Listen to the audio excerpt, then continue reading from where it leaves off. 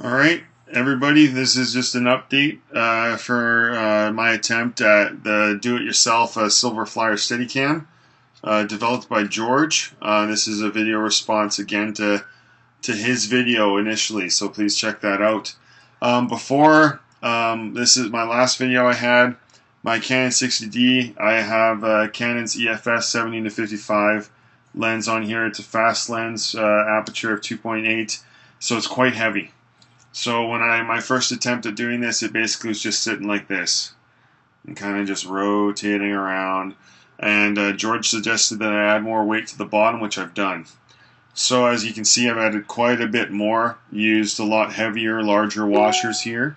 And I ran out of washers and just running out of room as well. So I added some heavy gauge wire here. I've also gotten some reinforced galvanized steel tubing as well, just to weigh this end down here.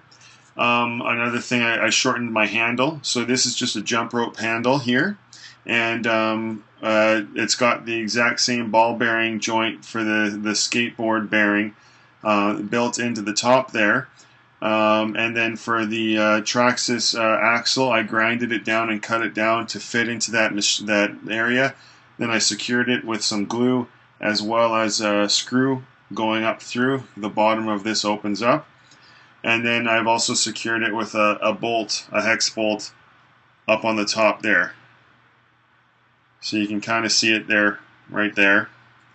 And that's what I did, drilled a hole straight through the tubing here. I'm securing my camera with a Benro quick release. Just a mounting plate there. Pretty easy. It's actually just from my Benro tripod, so instead of buying a dedicated head, I'm just going to keep that on there. So I've solved my problems as far as it was sitting like this before, and now it's resting nice like this, but I'm still having a lot of problem with sideways and forward movement. The camera's just rocking. And also, I've been reading online about this 1 second drop here that's supposed to occur. Yeah, and that's not happening.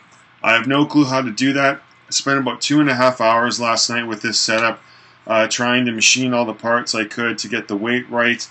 And as I understand, the 1 second drop, that's not happening because it's too bottom heavy.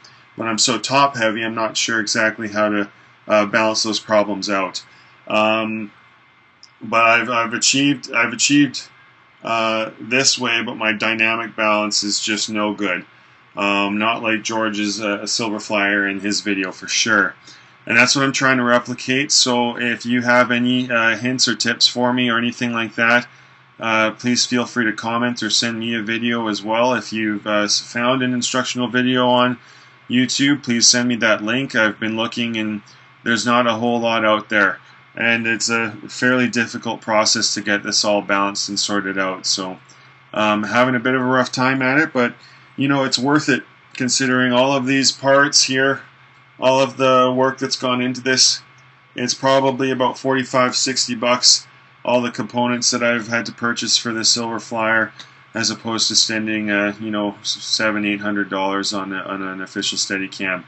So in that aspect, it's worth it, but I certainly want to get something that looks as professional as George's. So again, yeah, thanks for taking the time to take a look at this video, and check out the Silver Flyer do-it-yourself video as well, and see how George did it. Thanks so much.